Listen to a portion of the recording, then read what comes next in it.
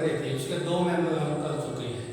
सबसे पहला हमने बेटा डायनोफ्लैजेलेट्स पढ़े थे, उसके बाद हमने डायटम्स पढ़े थे। आज हम बेटा जो यूग्लिनोइड्स हैं और जो लास्ट मेंबर स्लाइम माउल्स उनको पढ़ेंगे। तो सबसे पहले जो बेटा यूग्लिनोइड्स हैं प्रोटिस्टा का एक ग्रुप है बेटा, ये कौन से डिवीजन के अंदर आते हैं? इनका डिवीजन कौन सा होता है बेटा?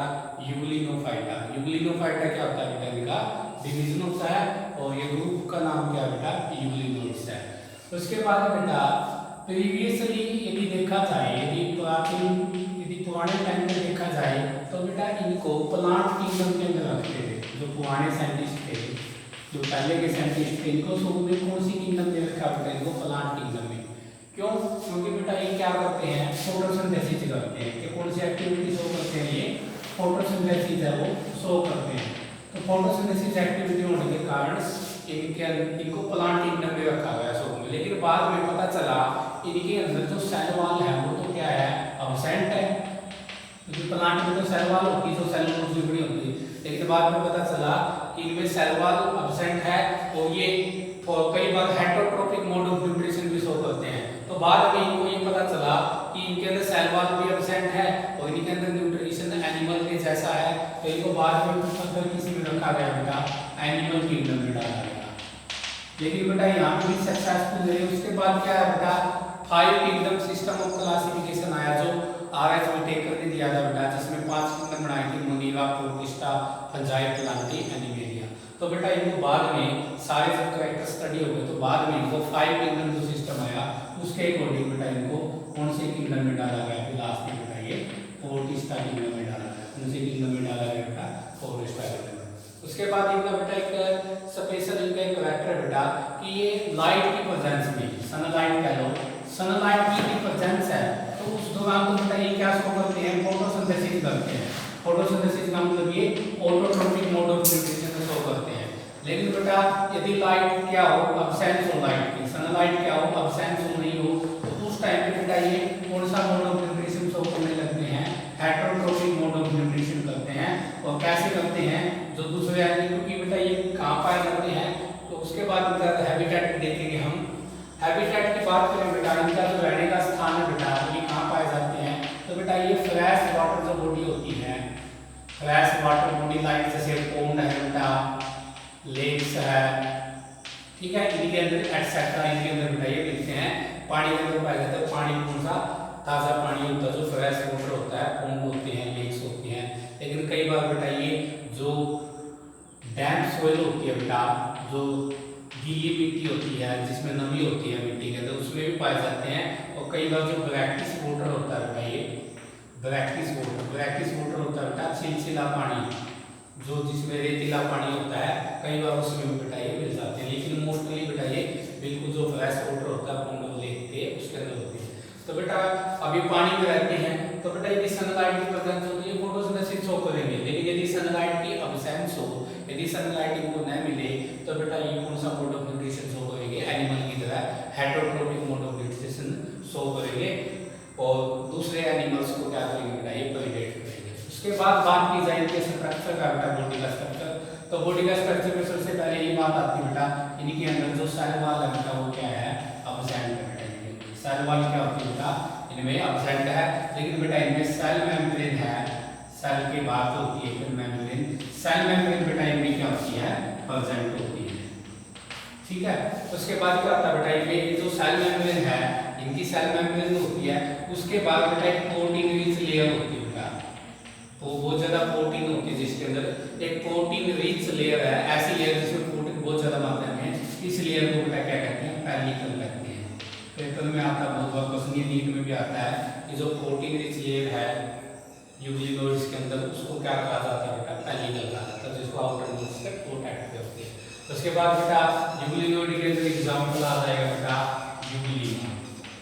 यूग्लिना बेटा वो किसके अंदर एग्जांपल आ जाएगा? यूग्लिनोइड्स का एक एग्जांपल है बेटा यूग्लिना। मोस्टली ये इस यूग्लिनोइड्स के अंदर बेटा आता है। इसकी बॉडी का स्ट्रक्चर बेटा कुछ इस तरीके से होता है। इसमें बॉडी में बेटा 2 फ्लैजेला होते हैं, उसके बाद इसमें 2 न्यूक्लियस पाए जाते हैं, उसके बाद इसमें बेटा क्लोरोप्लास्ट पाए जाते हैं, ठीक है। तो ये यूग्लिना की सेल का बेटा स्ट्रक्चर होता है। उसके बाद बेटा स्ट्रक्चर की बात की जाए तो तो इसके अंदर बेटा जो एंटीरियर एंड होता है बेटा, इसका आगे वाला जो एंड होता है एंटीरियर एंड, यहाँ पे कैविटी प्रेजेंट होती है बेटा। इसका जो एंटीरियर एंड होता है, आगे वाला जो एंड है, यहाँ पे कैविटी प्रेजेंट है बेटा। और इस कैविटी को हम क्या कहते हैं बेटा, रिजर्वायर कहते हैं। क्या कहते हैं? रिजर्वायर। और जो रिजर्वायर होता है बेटा, इसका जो बेस होता है बिल्कुल यहाँ बेस से क्या राइज होते हैं बेटा, ये ऐसे दो फ्लैजिला है राइज होते हैं। Anti base of reservoir, flagella are originated बेटा। उसके बाद इसमें दो फ्लैजिला होते हैं जो इसके बेस से निकलते हैं। दो फ्लैजिला में से बेटा एक फ्लैजिला एक्टिव होता है, एक फ्लैजिला बेटा इनएक्टिव होता है, मतलब वो काम नहीं करता है बेटा। उसके बाद इसमें बेटा एक बिल्कुल जो एंटीरियर एंड होता है, यहाँ पे एक सपोर्ट प्रेजेंट होता है। इस सपोर्ट को हम क्या कहते हैं बेटा, आई सपोर्ट कहते हैं, जिसकी वजह से बेटा ये जो अलग अलग चीजें हैं बेटा उनको ये देख पाता है। उसके बाद इसके अंदर बेटा कॉन्ट्रैक्टाइल वैक्यूल प्रेजेंट होती है। क्या प्रेजेंट होती है? Contractile vacuole. वैक्यूल क्या होता है बेटा, वैक्यूल एक सेल ऑर्गेनेली होती है, एक सेल की पार्ट है। ऐसे एक सैक लाइक स्ट्रक्चर सा होता है वैक्यूल, एक थैली सी होती है। और वैक्यूल के अंदर मेनली जो सेल का वेस्ट मटेरियल है वो क्या होता है, उसके अंदर वैक्यूल की फॉर्म में स्टोर हो जाता है, मतलब इकट्ठा हो जाता है। तो बेटा इसकी बॉडी में कैसे थैली सी बनती है वैक्यूल। और इस वैक्यूल का काम क्या है बेटा, ये किसमें हेल्प करती है, इसको ओस्मो रेगुलेशन में हेल्प करती है। किसमें हेल्प करती है? Osmo regulation. ओस्मो रेगुलेशन का मतलब है जो सेल है उसके अंदर, उसके बाद ओस्मोटिक कंसंट्रेशन है। आपने 9th क्लास में ओस्मोसिस पढ़ा होगा। ओस्मोसिस में मेनली क्या होता है बेटा, जो लिक्विड मॉलिक्यूल होता है वाटर, वो अपनी हाई कंसंट्रेशन से कहाँ जाता है, लो कंसंट्रेशन की तरफ। तो जो ओस्मोटिक प्रेशर है वो सेल के अंदर वो बाहर उसको मेंटेन करना, बैलेंस बनाए रखना, वो किसका काम होता है? इसे कॉन्ट्रैक्टाइल वैक्यूल का। ये पक्का आता है पेपर में कि कॉन्ट्रैक्टाइल वैक्यूल का क्या फंक्शन है, ओस्मो रेगुलेशन करता है। ये ओस्मोटिक जो कंसंट्रेशन है उसको मेंटेन रखता है। उसके बाद बेटा इसके अंदर बहुत सारे क्लोरोफिल पिगमेंट भी प्रेजेंट होते हैं, क्योंकि फोटोसिंथेसिस करना होता है। तो बेटा इसके अंदर बहुत सारे क्लोरोफिल पिगमेंट भी होते हैं। कौन से होते हैं बेटा? क्लोरोफिल ए, क्लोरोफिल बी और एक बेटा ज़ैंथोफिल होता है इसके अंदर। और ज़ैंथोफिल के अंदर क्या एग्जांपल है बेटा? जिएज़ैंथीन। जिएज़ैंथीन बेटा इसके अंदर एक ज़ैंथोफिल पिगमेंट है। ये तीन मेनली का बेटा इसके अंदर पिगमेंट प्रेजेंट होते हैं, chlorophyll A, chlorophyll B, xanthophyll. और ज़ैंथोफिल भी क्या होता है बेटा? जिएज़ैंथीन है वो इसके अंदर पिगमेंट है वो प्रेजेंट होता है। उसके बाद बेटा इसके अंदर जो फूड है वो मेनली इसके फॉर्म में स्टोर होता है बेटा। जो फूड है वो मेनली पैरामाइलम की फॉर्म में फूड स्टोर होता है। पैरामाइलम, पैरामाइलम एक स्टार्च होता है, एक कार्बोहाइड्रेट होता है। तो पैरामाइलम की फॉर्म में बेटा ये बड़ा जो फूड वगैरह है वो स्टोर करता है। उसके बाद बात करें रिप्रोडक्शन की, तो बेटा ये मेनली रिप्रोडक्शन कौन से मेथड से करता है? ये बाइनरी फिजन से करता है।